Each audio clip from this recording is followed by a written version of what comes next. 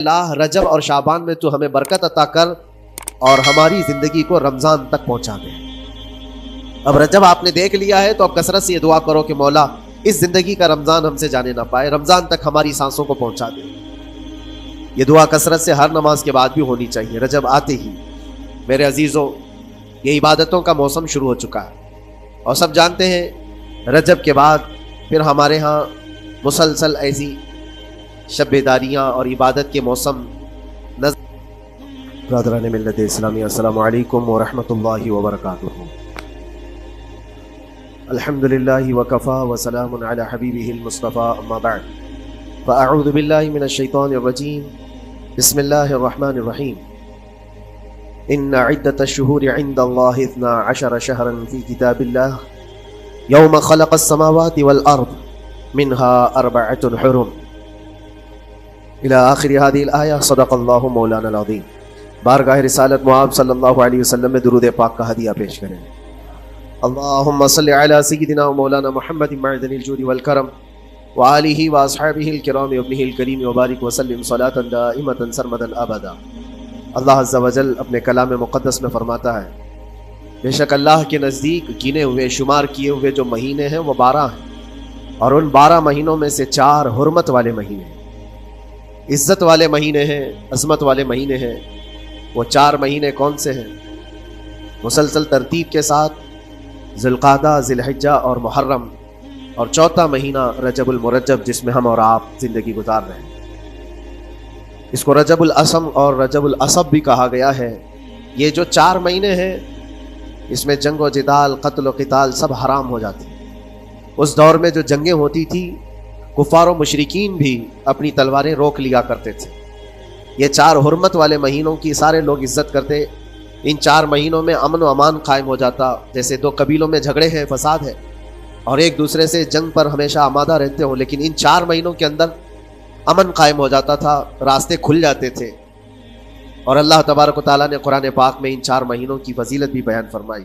اس میں رجب کے لیے ایسی فضیلت ہے، اللہ کے نبی صلی اللہ علیہ وسلم ارشاد فرماتے ہیں یہ رجب کے مہینے کی فضیلت ایسی ہے جیسے قرآن کی فضیلت دوسری کتابوں پر ہے۔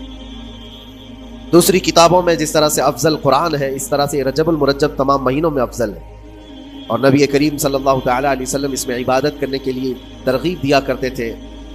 اس کو ترجیب بھی کہا جاتا ہے، اور خاص طور پر رجب کے متعلق بزرگان دین نے فرمایا یہ فصل بونے کا مہینہ ہے۔ کھیتی باڑی والے سمجھ سکتے ہیں کہ اس میں بھی 3 موسم آتے ہیں۔ پہلے بیج کی بوائی کا وقت آتا ہے، پھر اس کی سچائی کا وقت آتا ہے، پھر کٹائی کا وقت آتا ہے۔ تو رجب کا مہینہ یہ فصل بونے کا مہینہ ہے نیکیوں کے، اور شعبان کا مہینہ اسے پانی دینے کا ہے، اور رمضان کا مہینہ فصل کاٹنے کا مہینہ ہے۔ اور رجب کا مہینہ آتے ہی اللہ کے نبی صلی اللہ تعالیٰ علیہ وسلم یہ دعا فرمایا کرتے تھے، اللہم بارک لنا فی رجب و شعبان و بلغنا رمضان۔ سب کو یہ دعا بھی کرنی چاہیے۔ حضور اکرم صلی اللہ تعالیٰ علیہ وسلم یوں عرض کرتے کہ اے اللہ رجب اور شعبان میں تو ہمیں برکت عطا کر اور ہماری زندگی کو رمضان تک پہنچا دے۔ اب رجب آپ نے دیکھ لیا ہے تو اب کثرت سے یہ دعا کرو کہ مولا اس زندگی کا رمضان ہم سے جانے نہ پائے، رمضان تک ہماری سانسوں کو پہنچا دے۔ یہ دعا کثرت سے ہر نماز کے بعد بھی ہونی چاہیے۔ رجب آتے ہی میرے عزیزوں یہ عبادتوں کا موسم شروع ہو چکا ہے، اور سب جانتے ہیں رجب کے بعد پھر ہمارے ہاں مسلسل ایسی شب بیداریاں اور عبادت کے موسم نظر آنے لگتے ہیں۔ پھر شعبان بھی، اس میں رجب میں بڑی رات آتی ہے، شب معراج، اور اس کے بعد شعبان میں شب برات، پھر اسی طرح رمضان کا موسم بن جاتا ہے۔ تو اب یہ موسم بنانے کا وقت آ چکا ہے، تو سب سے پہلی چیز یہ ہے کہ میرے عزیزوں فصل کے بونے کے لیے کن چیزوں کی ضرورت ہوتی ہے، اس چیز کا خیال رکھیے۔ بیج اگر کھوٹا ڈالے ہو اور ویسی ہی فصل آنے کا انتظار کرو گے تو پھر نہیں ہو۔ بیج کو کھرا اور خالص ہونا چاہیے۔ جو نیکیاں کرنا چاہ رہے ہیں اس کو صاف ستھرے اچھے ماحول میں کیے جانے چاہیے۔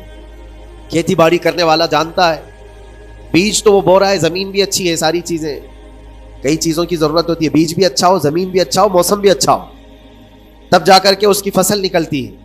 بیج اچھا تھا، زمین اچھی نہیں تو بھی فصل نہیں آتی۔ بیج بھی اچھا ہے، زمین بھی اچھا ہے، موسم صحیح نہیں ہے تب بھی فصل نہیں آتی۔ ابھی آپ کے پاس 3 چیزوں کا ہونا ضروری ہے، بیج اور زمین اور موسم۔ بیج جو ہے یہ نیکیاں ہیں، اور زمین تمہارا دل ہے، اس کا اتنا ہی پاک ہونا ضروری ہے۔ اور موسم یہ رجب کا ہے، اس میں تو کوئی شک نہیں ہے کہ عبادتوں کا موسم ہے، فصل کی اچھے لانے کا موسم ہے۔ لیکن سب سے پہلی چیز اب ہمیں ضرورت ہوتی ہے کہ ہم کیا بیج بو رہے ہیں۔ شیخ سعدی رحمۃ اللہ تعالیٰ علیہ فرمایا کرتے کہ زمین میں ادرک بو کر کے گنا آنے کی امید تو نہیں کر سکتے، جو بویا ہے وہی اسی کی فصل آئے۔ لوگ عمل خیر کریں تو اس کا نتیجہ بھی خیر آئے گا، اور برائیاں کریں اور پھر رمضان میں یہ انتظار کریں کہ میں نے جو بویا ہے اس کی فصل آئے، تو ایسا نہیں ہوتا۔ بہت سارے لوگوں کا وہ شک بھی میں دور کرنا چاہتا ہوں کہ رمضان المبارکہ میں فضیلتوں کو آپ سنتے آئے ہیں، رمضان ایسا مہینہ ویسا مہینہ، اتنی برکتوں والا، اتنی رحمتوں والا، لیکن بہت سارے لوگوں کے حالات چونکہ تو ہی رہتے رمضان میں ویسے ہی ہیں، انہیں کچھ بھی نہیں بدلے۔ تو اس میں رمضان کا قصور ہے کہ اس مہمان کا قصور ہے، اس انسان کا قصور ہے؟ وجہ یہ ہے کہ رمضان المبارکہ یقیناً اتنی برکتوں اور رحمتوں اور سعادتوں لے کر کے تو آتا ہے، لیکن تمہیں 2 مہینے پہلے سے کہا گیا تھا کہ فصل کے لیے تیاری کرو، تم نے بیج نہ بوئے، اپنی زمین کو صحیح کیا ہی نہیں، پھر رمضان میں جو بارش ہو رہی ہے اس کا فائدہ کیا ہے؟ روڈ پر 10 سال بھی بارش برسے وہاں پر کوئی فصل نہیں آئے گی، کیونکہ وہ زمین سخت ہے اور بیج بونے کے قابل بھی نہیں ہے۔ رمضان المبارکہ میں رحمتوں کی جھماجھم بارش تو ہوتی ہے، لیکن دل اگر سخت ہے گناہوں سے تو اس بارش کا کیا اثر ہوگا اس پر؟ اسی لیے دلوں کی نرمی یہاں سے شروع کریں، رجب المرجب سے۔ اس کی راتوں میں اللہ رب العزت کو پکاریں، مناجات کریں، عبادتوں کے لیے کچھ دن تو خاص کر دیں۔ بہت دنیا میں ہم نے اپنے آپ کو ملوث کر رکھا ہے، کچھ راتیں اللہ رب العزت کی عبادت میں تو لگائیں۔ اللہ کے نبی صلی اللہ تعالیٰ علیہ وسلم کی ایک حدیث ہے، جامع الاصول سے نقل کی ہوئی، رجب المرجب کے پہلے جمعے جو ہم لوگ ابھی گزر چکے، ابھی یعنی وہ رات تو گزر چکی، کل کی جو گزری ہوئی رات ہے رجب کی، یہ پہلی جمعہ کی شب تھی۔ اس کے متعلق روایت ہے کہ 12 رکعتیں جو مغرب کے بعد سے لے کر عشاء کے درمیان پڑھتا ہے، اللہ کریم اس کے تمام گناہوں کو معاف کرتا ہے، اور اس سال اس کو پورے طور پر ناگہانی آفات سے محفوظ رکھتا ہے، اور شیطان کے اس پر قابو پانے سے بھی اس کو اللہ محفوظ رکھتا ہے۔ تو یہ تھی تیاریاں، یہ ساری چیزیں ابھی سے تیاریاں ہونی چاہیے۔ رجب کے 3 دن آتے ہیں جس کے متعلق فرمایا گیا ایام بیز میں بھی 13، 14، 15 یا 14، 15، 16 یہ جو تاریخیں آتی ہیں اس میں روزے رکھو۔ اس کی بھی بڑی فضیلت ہے کہ تم تیاریاں ابھی سے شروع کرو کہ رمضان المبارکہ میں اچھی فصل دیکھ سکیں، ہمارے جسم کے اندر بدلاؤ آ سکے، ہمارے دل کے اندر انقلاب آ سکے۔ اور تیاری یہاں سے نہ کر کے صرف رمضان میں ہی امید لگائے بیٹھتا ہے تو میرے عزیزوں کچھ تو صفائی کی ضرورت ہوتی ہے۔ آپ نے اگر زمین خریدی کھیتی باڑی کی غرض سے اور گئے، وہاں جاتے ہی آپ نے سوچا کہ اس میں فصل آ جانی چاہیے، تو کسانوں سے پوچھو تو بتائیں گے آپ کو نہیں، زمین کو پہلے صاف کرنا پڑتا ہے، کچرے ہوں گے اس کے اندر بہت سارے، ہل چلاؤ یا کسی بھی طرح سے اس کو صاف کرو۔ صاف کرنے کے بعد پھر یہ بھی کسان کہتا ہے کہ زمین کو تھوڑا ڈھیلا کر دو، بڑے بڑے ڈھیلے ہوں تو اس کو توڑ دو اور مٹی نرم ہو جائے، اور اس کے بعد پھر کسان کہتا ہے تھوڑا پانی بھی چھڑکاؤ کرو، گیلی ہو جائے، تب جا کر کے تم اس پر بیج بو۔ میرے عزیزوں، یہ رجب بیج بونے کا موسم ہے، تو پہلے زمین کو ڈھیلا تو کر دو، زمین کے اندر جو کچرے ہیں اس کو نکال تو دو، دل کے اندر جو وسوسے بھرے ہوئے ہیں، گناہوں کے خیالات بھرے ہوئے ہیں، اس کو پاک تو کرو۔ اس کو پاک کرنے کے لیے اللہ کریم کی بارگاہ میں آ کر گڑ گڑاؤ، تمہارا ایک آنسو تمہارے تمام گناہوں کو اور اللہ کے غضب کو ٹھنڈا کر دیتا ہے۔ ہاں، ایک آنسو کا قطرہ تمہارے لیے اللہ کریم ہے، موتی سمجھ کے شان کریمی نے چن لیے قطرے جو گرے تھے عرق انفعال کے۔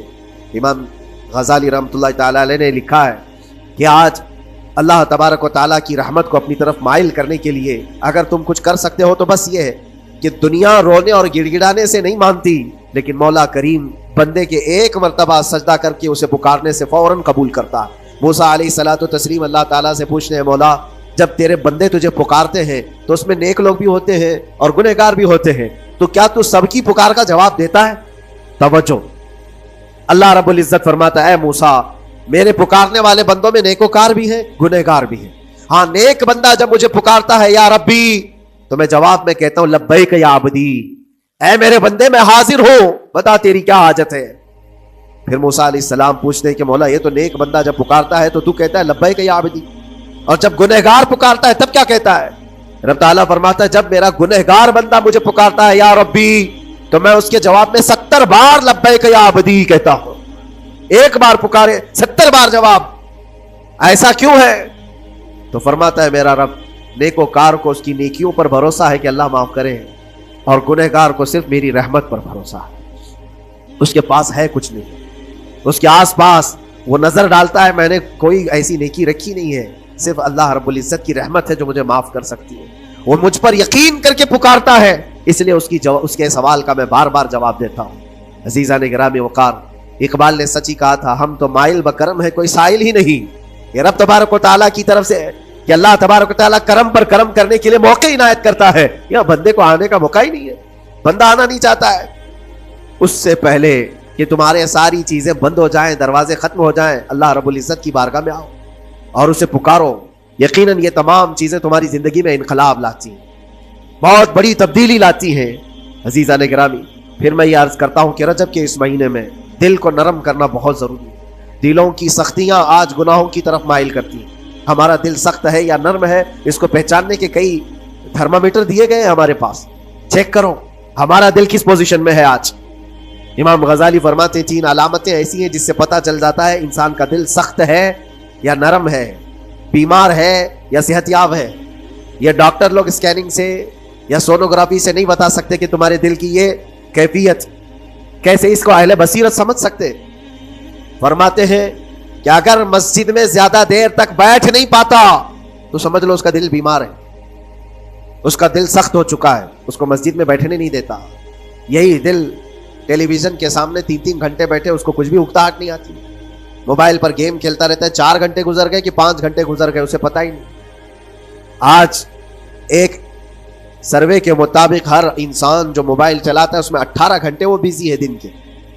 कई जगहों पर ऐसे हालात आए, 18 घंटे दिन में होते ही है 24 घंटे, जिसमें 6 घंटे अगर आराम के निकाले तो बाकी पूरे 18 घंटे कैसे इंसान बिजी रह सकता है। उसमें खाना भी है, पीना भी है, हाजतें भी है। लेकिन सर्वे के मुताबिक ये भी बात आई है कि 18 घंटे कंज्यूम करते हैं। मेरे अजीजों, उसमें कोई उकताहट और उसमें कोई मलाल नहीं आता, बेजारगी नहीं आती। और अल्लाह के घर में या फर्ज से नमाज से अभी सलाम फेरा क्या कि भागने की तमन्ना होती है। कई जगहों पर तो ऐसा है। इसीलिए अल्लाह के नबी सल्लल्लाहु तआला अलैहि वसल्लम की एक हदीस में सुनाता हूं, इरशाद फरमाते 2 चीजें किसी मुनाफिक के अंदर जमा नहीं हो सकती। 2 चीजें मुनाफिक आदमी के अंदर आ ही नहीं सकती। वो क्या चीजें? हुजूर पाक सल्लल्लाहु तआला अलैहि वसल्लम फरमाते अच्छे अखलाक मुनाफिक के अंदर नहीं आते, और अल्लाह की और उसके रसूल की हर बात पर यकीन ये मुनाफिक के अंदर नहीं आ सकते। और मुनाफिक की ये अलामतें बताते बताते मेरे नबी ने फरमाया, देखना कि मस्जिद में मुनाफिक सबसे आखिर में आएगा और सबसे जल्दी भागेगा, उसका दिल नहीं लगता, दिल सख्त हो चुका है। और बाजार में सबसे पहले जाएगा और सबसे लास्ट में निकलेगा। बाजार उसके दिल लगने की जगह है, उसके वहां पर तफरीह की जगह है।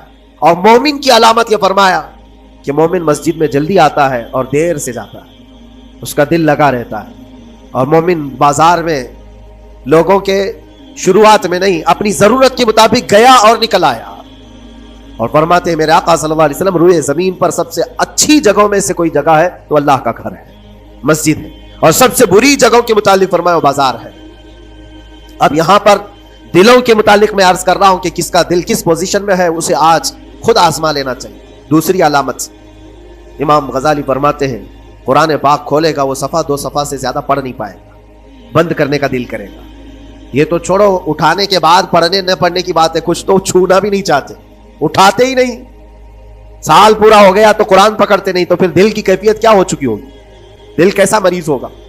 बाज लोग हमसे ये कहते भी थे कि हजरत पढ़ना तो आता नहीं, क्या करेंगे कुरान का? कहा उठाना तो आता है। मैंने उनसे पूछा कुरान उठाना तो आता है, जब कसम खाने की बात होती है तो कैसे खुद कुरान उठा लेते हो, सर पे रख लेते हो? इसी तरह से कुरान को ही उठा करके सीने से लगाकर अल्लाह की बारगाह में दुआ करो कि मौला मेरे दिल के दरवाजे खोल दे। और कुरान कोई सख्त चीज नहीं है, अल्लाह वादा फरमा रहा है हमने कुरान याद करने के लिए आसान बनाया है। कोई याद करने वाला, वो खुद कुरान तुम्हारे दिल में उतर जाएगा। कोशिश करो। दिल की बीमारी की 2 अलामतें मैंने बताया। अगर बीमार दिल है तो ज्यादा यहां बैठ नहीं सकता और ज्यादा देर कुरान पढ़ नहीं पाता। तीसरी बात फरमाते हैं कि तीसरी अलामत यह है कि हमारा दिल अगर सख्त हो चुका है तो जेब में पैसे होंगे लेकिन कोई मांग रहा होगा अल्लाह के नाम पर, देने की तबीयत नहीं कहीं, देने की तबीयत नहीं करती। और यह चीज हाथ उठाने को तुम्हारा दिल नहीं करता तो समझ जाओ कि दिल बीमार है। اور دل کی بیماری لے کر کے اگر کوئی رجب میں سوچتا ہے کہ میں بیج بوؤں گا تو کیا فائدے کا، زمین سخت ہے، زمین سخت ہے اور اس پر بارش بھی ہوگی تو کچھ فرق نہیں پڑتا، فصل نہیں آئے گی. دل کو نرم کرو. اور ایک علامت میں بتاؤں، اور ایک علامت کہ دل نرم ہے یا سخت ہے، اس کی ایک علامت یہ بھی ہے، اللہ کا جب ذکر کرے، جنت کا جب ذکر کرے، جہنم کے عذابات کا ذکر کرے، قبر کے معاملات کا ذکر کرے، حشر کے سوالات کا ذکر کرے تو اس کی آنکھیں ڈبڈبا جائیں اور آنسو نکل آنے لگیں. قرآن کی آیتیں سن کر کے اس کا دل ہلنے لگے اور آنسو آ گئے تو سمجھ جاؤ کہ اس کا دل نرم ہے. ابھی اس کا دل بیمار نہیں ہوا، ابھی اس کا دل بیمار نہیں ہوا. لیکن یہاں تو پوزیشن الگ ہے، سچویشن الگ ہے. ہم تو پتہ نہیں کن کن چیزوں میں رو لیتے ہیں، لیکن اللہ کا کلام سنتے ہوئے کسی کے کان پر جوں بھی نہیں رینگتی. لوگ تو گانوں پر تھرکنے والے اور نغموں پر اچھل کود کرنے والے وجد کی بات کرتے ہیں، لیکن اللہ کا کلام پڑھنے پر کوئی کسی کو وجد کیوں نہیں آتا؟ یہ ایمان کی علامت ہے. قرآن میں اللہ نے فرمایا اذا تلیت علیہم آیاتہ زادتہم ایمانا، جب اللہ کی آیتیں ان پر تلاوت کی جاتی ہے مومنین پر، ان کا ایمان بڑھ جاتا ہے. کیا آپ امام کے پیچھے قرات سن کر کے اپنے دل میں ہلچل محسوس کرتے ہیں؟ سننے کی طبیعت کرتی ہے. بلکہ ادھر نماز پڑھ کر کے جانے کے بعد آدھے گھنٹے کے بعد پوچھے آج پہلی رکعت میں کیا پڑھا تھا، دوسری رکعت میں کیا پڑھا، آپ کو پتہ ہی نہیں رہتا. یاد ہی نہیں امام صاحب کیا پڑھ رہے تھے، میں تو دکان کا حساب کتاب کر رہا تھا، کیا خبر ہے کہ انہوں نے کیا پڑھا. تو قرآن کو توجہ سے پڑھے ہوتے تو تمہارے دل میں بھی وہ باتیں اثر کر رہی ہوتی. میرے عزیزوں، کتنے ایسے لوگ ہیں جو صرف اور صرف قرآن پاک کی تلاوت کی وجہ سے دلوں کو نرم کر دیا گیا ہے. میں اسی بات پر آج فوکس کر کے ختم کر دوں گا. رجب المرجب بیج بونے کا موسم ہے تو دل کے نرمی کے ساتھ ہی بیج بو، کیونکہ یہ زمین ہے تمہاری، اور زمین نرم نہ ہو تو کتنی بھی نیکیاں کرو کیا فائدے کی. دل سخت ہے، گناہوں سے لبریز ہے، اور دل کو نرم کرنے کا علاج دو چیزیں بتائی گئی، کریں گے انشاءاللہ. دو چیزیں بڑی آسان. اگر دل کو نرم کرنا ہے تو دو چیزیں فرمائی گئی، کثرت سے قرآن پاک کی تلاوت کرو یا کثرت سے میرے نبی پر درود پاک پڑھا کرو. دو چیزیں کر کے دیکھو تمہارا دل نرم ہو جائے. اور بھی دوسری علامت، دوسرے علاج بھی میرے آقا نے فرمایا. ایک صحابی آئے تھے، انہوں نے عرض کیا یا رسول اللہ صلی اللہ علیہ وسلم، لوگ آپ کے پیچھے نماز پڑھتے ہیں تو زاروں قطار رونے لگتے ہیں، جب آپ دعا کرتے ہیں تو ادھاڑے مار کر کے روتے ہیں. میں کبھی رو نہیں پاتا، میرا رونا نہیں آتا، میں بھی قرآن سنتا ہوں، میں بھی آپ کے پیچھے نماز پڑھتا ہوں.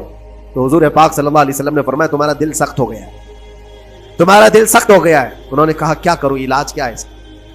وہ مسیحا امت ہے میرے آقا، ہر ایک کا علاج جانتے ہیں، کس کو کون سا علاج دینا ہے. نبی پاک صلی اللہ تعالی علیہ وسلم فرماتے جاؤ کسی یتیم بچے کے سر پر ہاتھ پھیرو، اللہ تمہارا دل نرم کرے گا. ان کے لیے وہ علاج رکھا گیا تھا. جس کو جیسا علاج بتایا میرے آقا صلی اللہ علیہ وسلم نے، کسی یتیم کے سر پر ہاتھ پھیرو دل نرم ہوگا. لیکن دل کے نرم ہونے کے علاج اللہ کے نبی صلی اللہ علیہ وسلم کے شفا خانے میں ہے. ہاتھ سے آپ کثرت سے درود پاک پڑھو، پھر دیکھو آپ کے دل کے اندر انقلاب آتا ہے یا نہیں آتا. آپ کے چہرے کا نور بڑھ جائے گا، زبان کا اثر بڑھ جائے گا، عمل خیر کی طرف رغبت بڑھ جائے گی.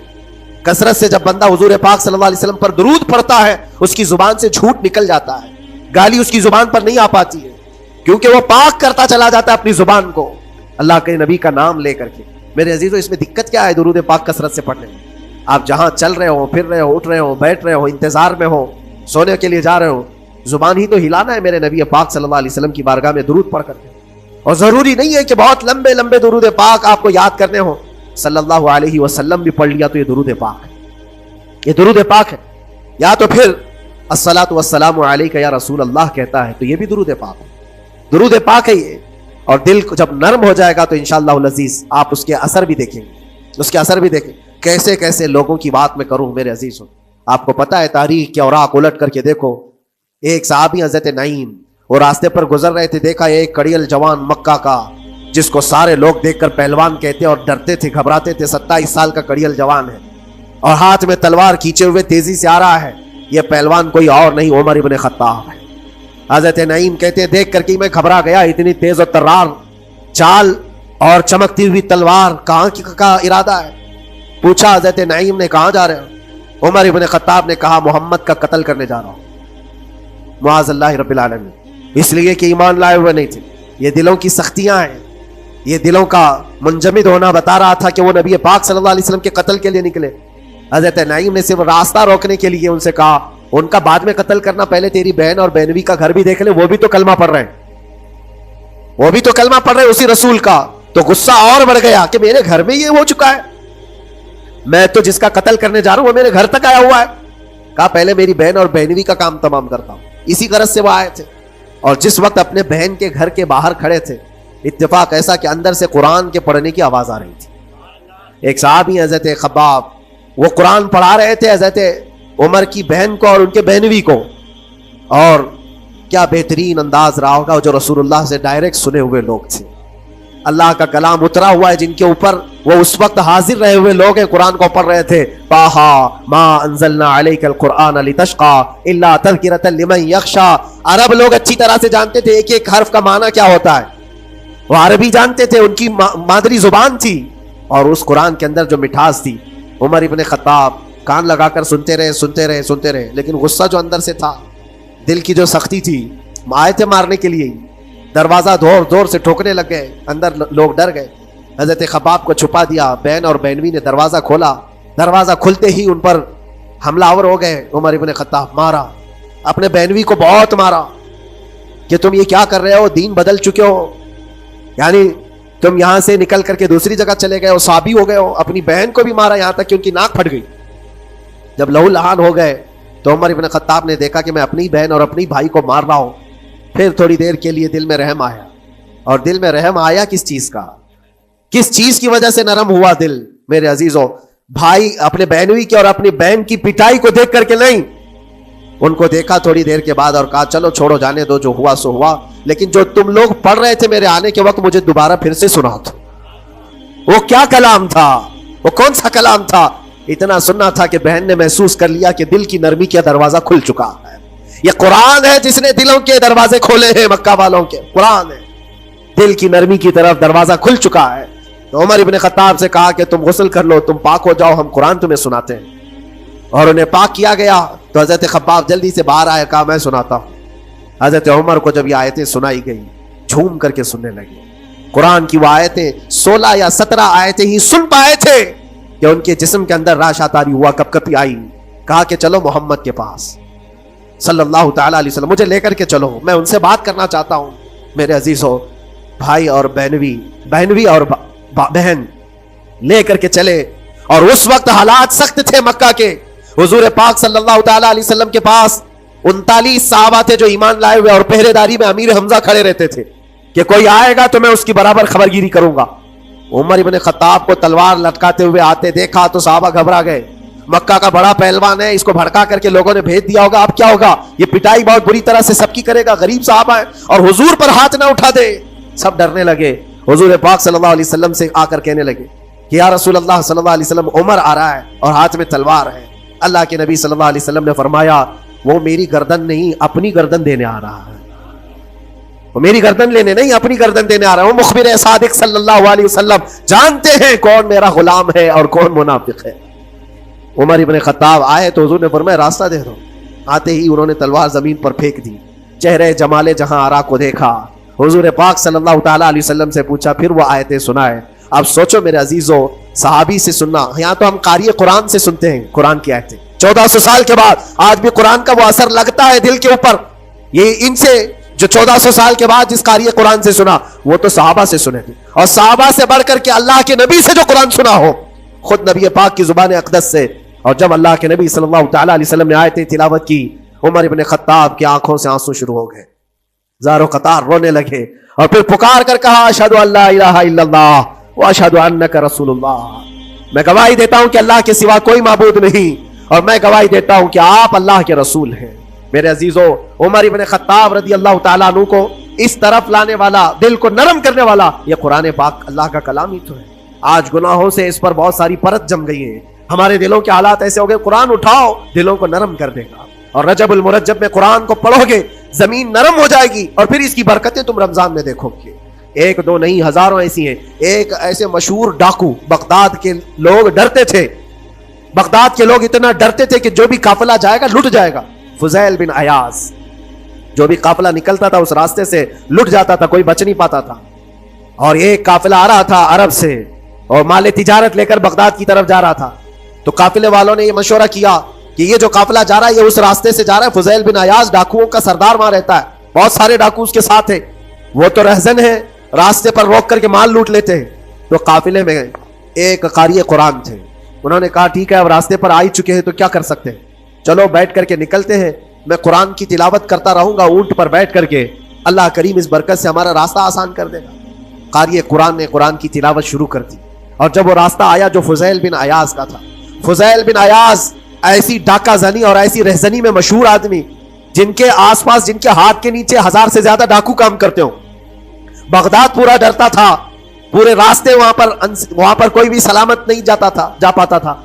اس راستے پر ایک قاری قرآن جب آیا، میرے عزیزو تلاوت کیا کر رہا تھا؟ سورۃ الحدید کی آیت تھی، الم یأن للذین آمنوا ان تخشع قلوبهم لذکر اللہ. وہ قرآن کی آیت ہے. اللہ کے کریم فرماتا ہے کیا ایمان والوں کے پاس ابھی وہ وقت نہیں آیا کہ اللہ کا ذکر سنتے ہی یا اللہ کا ذکر ہوتے ہی ان کا دل کانپنے لگ جائے، ان کا دل ہلنے لگ جائے؟ فضیل بن عیاض کے کانوں میں یہ آیت پڑھ رہی تھی. قاری قرآن بار بار اس آیت کو پڑھ رہا تھا.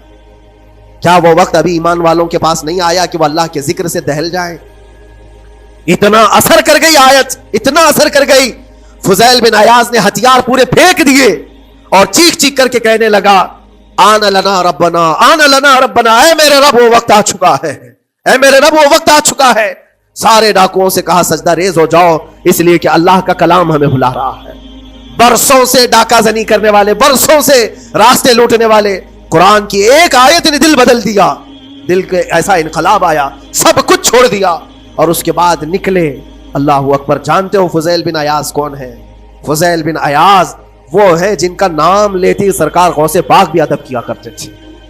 فضیل بن عیاض اللہ تبارک و تعالیٰ نے ولایت کا وہ مقام عطا کر دیا. بڑے بڑے اولیاء کرام ان کے پاس آنے لگے. اپنے زمانہ جوانی کا زمانہ ڈھاکہ زنی میں گزرا تھا، لیکن جب پھر وقت آیا توبہ کا اور دل کے بدلنے کا تو اللہ نے وہ مقام دیا. تاریخ میں آج بھی موجود ہے کئی سلسلے ایسے، سلسلے چشتیہ میں، اور کئی سلسلے ایسے ہیں جو فضیل بن عیاض سے ہو کر حضور پاک تک پہنچتے. فضیل بن عیاض ان کا نام ہے. اس لیے میں کہتا ہوں میرے عزیزو، قرآن پاک یہ دلوں کو نرم کرنے کا سب سے بڑا علاج ہے. زمین کو نرم کر دو اور اس کے بعد پھر بیج بو. دیکھو اسی لیے اقبال نے کہا تھا ذرا نم ہو تو بڑی زرخیز ہے یہ مٹی ساقی.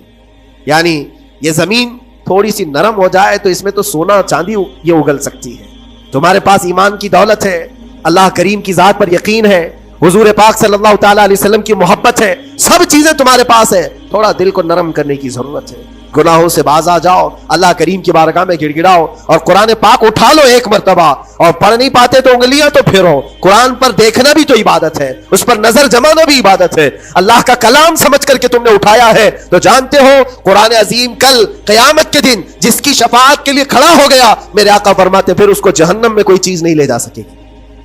جس کو قرآن اور رمضان سفارش کر دے پھر اس کو جہنم میں دوسری کوئی چیز نہیں لے جائے گی، اور جس کے خلاف کھڑے ہو گئے پھر اس کو جنت میں کوئی چیز نہیں لے جائے گی. اس لیے میرے عزیزو اپنے دلوں کی نرمی کا یہ وقت ہے رجب المرجب، اور سب سے بہترین موقع ہے، عبادتوں کا موسم ہے. اور ساتھ ساتھ میں یہ بھی کہوں گا کہ اب ہم رجب المرجب کے ابتدائی دنوں میں ہیں، اور سنیوں کے لیے ایک بہت بڑی بات ہے کہ سرکار غریب نواز کی چھٹی بھی اسی میں موجود ہے، جو دلوں کو نرم کرنے کے لیے ہی تو آئے تھے. ہندوستان جو تشریف لائے تھے کس کام کے لیے آئے تھے؟ انہوں نے اپنے ذکر کی مجلسوں سے، اپنے واعظ و نصیحت سے ہزاروں کے دلوں کو نرم کیا ہے.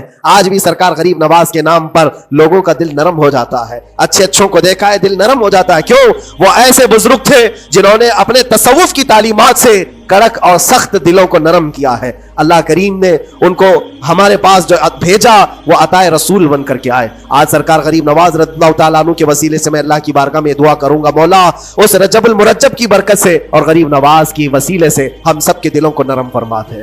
ہم سب کو یہ فصل، یہ موسم رجب المرجب کا بیج بونے کا بہترین نیکیاں کرنے کی توفیق عطا فرما. ہمارے قدموں کو خیرات کی طرف بڑھا دے. ہم سب کو شر و فساد سے محفوظ فرما. حرام کاریوں سے ہمارے ہر عضو کی حفاظت فرما. رب العالمین اکرم الاکرمین قیامت کے دن تیرے نبی پاک صلی اللہ علیہ وسلم کے جھنڈے تلے ہم سب کا حشر فرما. وآخر دعوانا ان الحمد للہ رب العالمین. السلام.